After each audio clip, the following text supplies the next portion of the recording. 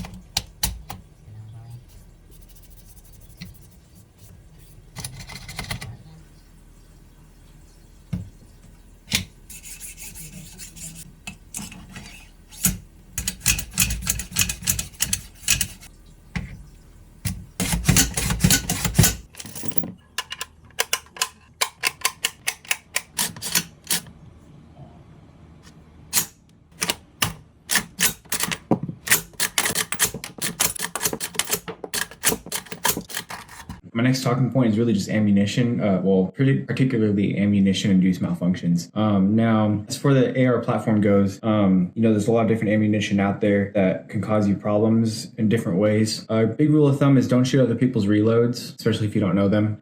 They're probably using brass that's fireformed to their chamber. But most of the people watching this video are going to be using factory ammunition that you buy at like Academy or Bass Pro Shops. So now, the AR-10 is chambered in 308. Which is a little bit larger than your typical AR round. It's going to be sort of around that size. If you can see that pretty well, can't tell. Now this is going to be a pretty high pressure cartridge, which, unless there's something seriously wrong with either your gun or the ammunition, and it's factory ammunition, you shouldn't run into too many issues. It's when you start messing with custom built like ARs with like particularly those chambered in 300 blackout, which I have right here. So for reference, you have your normal 5.56 cartridge here.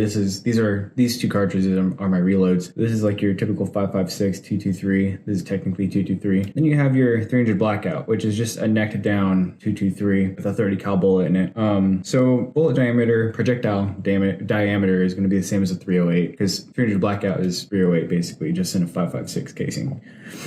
Now, ammunition-induced malfunctions happen a lot with this cartridge. And it's because most people are shooting these subsonic, but the cheaper route is the supersonic 300 blackout ammunition. So a lot of people will build one and they go to test their rifle and they do all their training and tuning, their adjustable gas blocks and stuff with supersonic 300 blackout. And then they go to these subsonic ones, which are much lower pressure and their gun doesn't cycle right. And a lot of that is just, they don't anticipate the pressure difference between supersonic and subsonic 300 blackout. This is a subsonic 220 grain berries bullet on top of, I want to say it's like 14.6 grains of CFE black. And I shoot it out of this guy here. And I have a Superlative Arms adjustable gas block in there. You probably can't see it, but it's in there. And I typically shoot a suppressed. My suppressor of choice is a Dead Air Nomad L. So with two suppressors with diameter, you get noise reduction, along with length, obviously. But yeah. Now another talking point is kind of touches on our responsibilities as a gunsmith, right? So when is it considered going out of your boundaries or, stepping out of your area of expertise? Well, particularly we talk about, training our customers on, firearm maintenance techniques and how to maintain your firearm to make sure it's running smoothly for, the time being or the foreseeable future.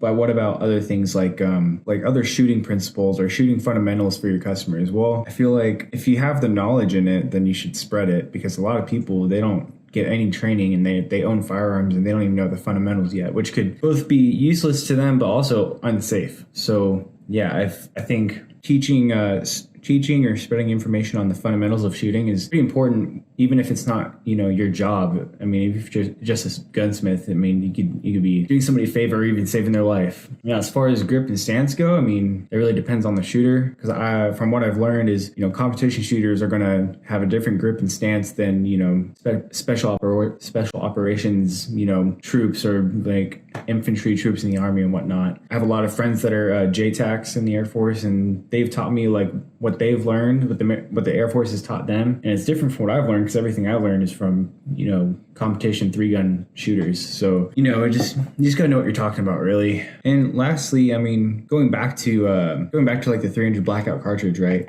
We're gonna talk about some accessories, like accessorizing your rifle. First things first is, make sure you're being safe, really.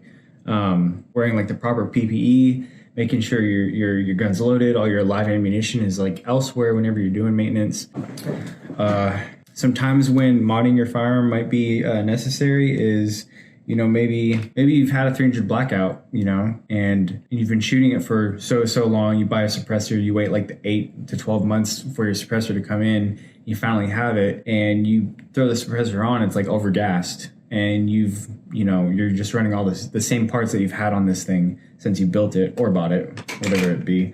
Well, that's where you start having to branch out into, that's really where you have to start branching out into, might have to buy an adjustable gas block, for example, to make sure your gun's operating properly. Or sometimes getting a new charging handle will help you, cycle the action manually better for you, whatever it be. But whatever it be for you, it's important to understand the proper installation and maintenance and understanding how whatever accessory you're installing on your firearm, how it's going to affect the operation of your firearm, whether it's going to make it worse or better. I just chose the adjustable gas block because that's like, that's a pretty common one that people go out and buy. A lot of times they need it, especially if they're going from non-suppressed to suppressed, to run into some problems there. And all I got for you. Kind of odd one for me, but hopefully it wasn't as odd for you. But you know how I always end my videos, stay strapped and stay safe. Peace.